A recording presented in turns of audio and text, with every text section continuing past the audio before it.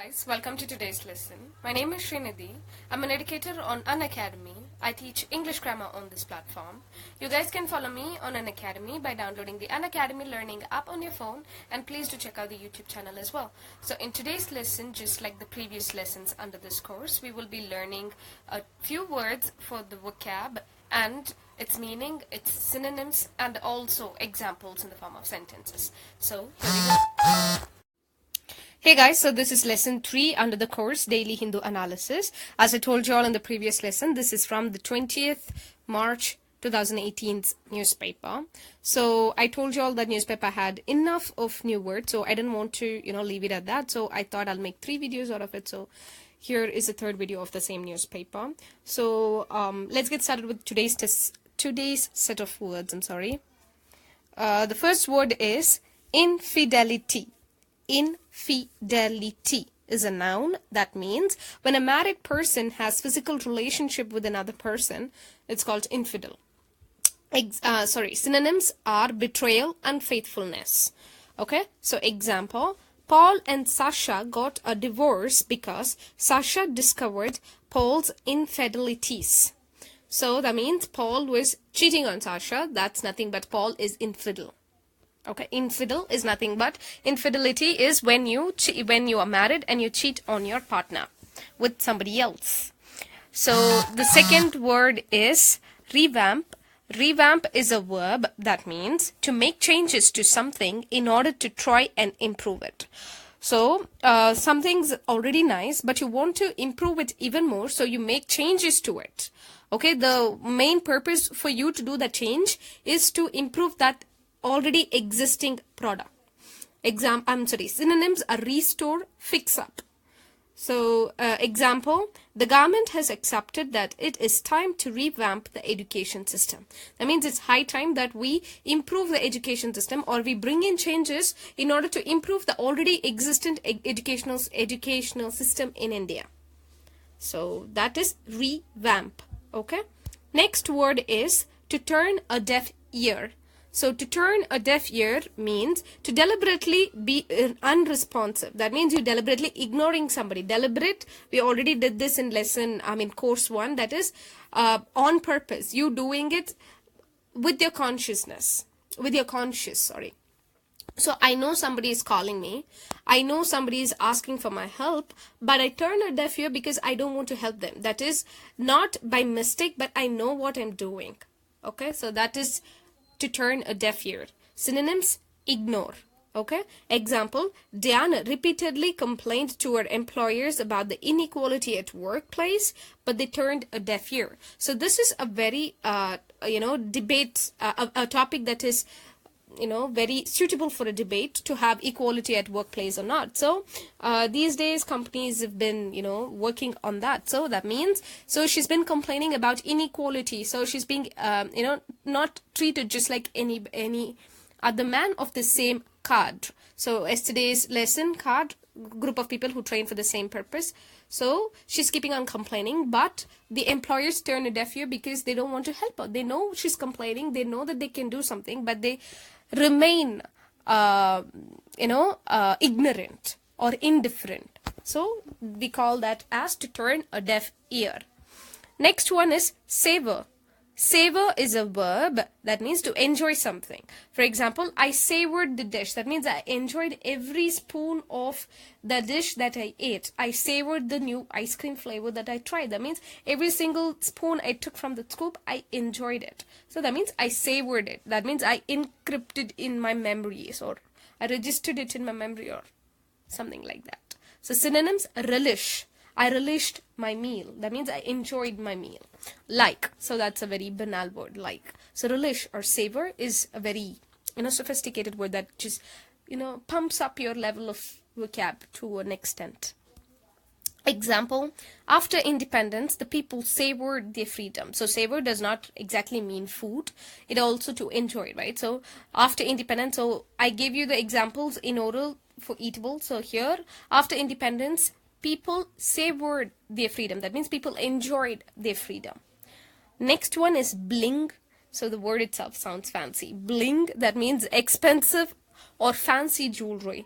So some you can see rappers, usually from the African countries, are always dressed with so many jewelries which are all flashy all the time. So those jewelries are called bling, and they're extremely expensive, huh? So they're expensive and fancy. So yes.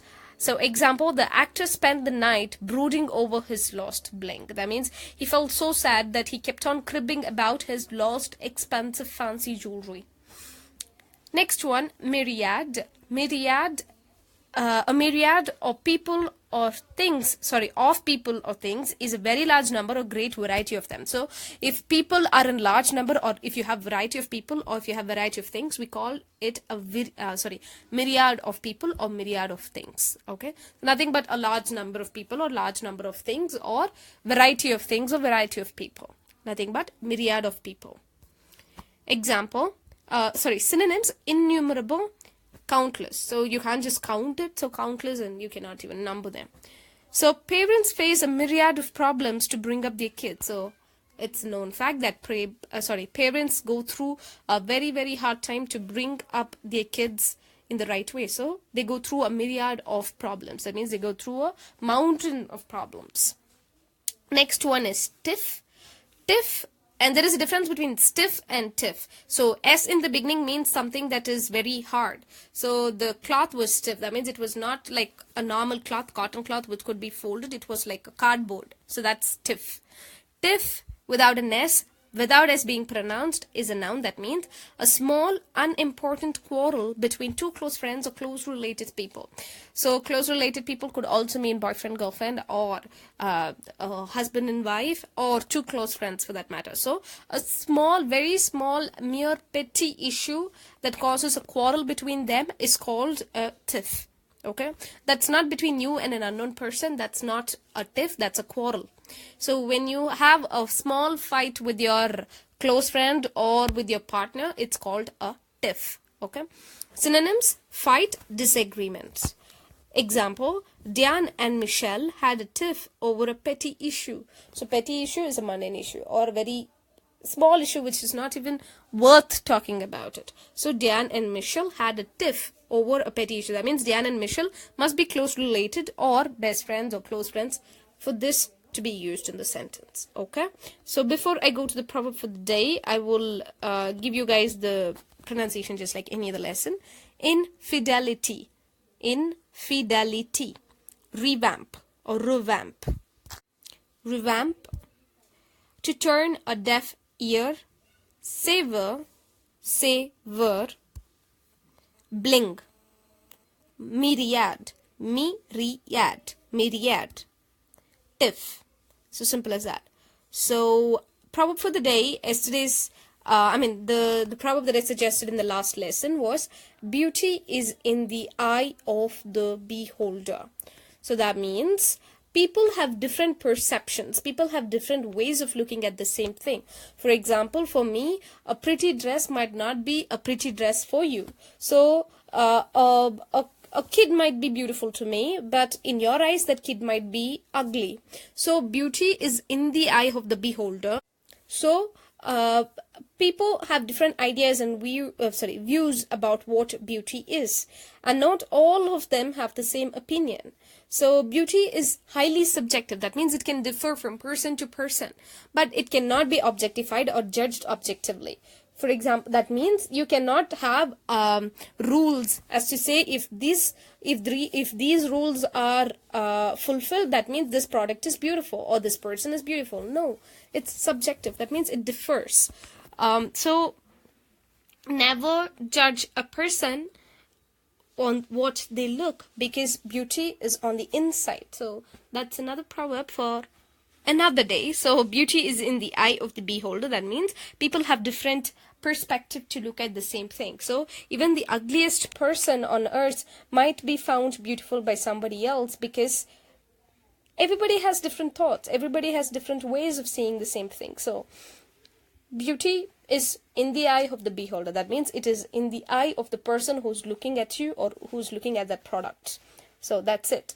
Nobody else can tell you what beauty is, because if you look at yourself in the mirror and see you beautiful, that means you're beautiful in your own eyes. But people have different views is what this proverb means. Okay, example, even the ugliest of people will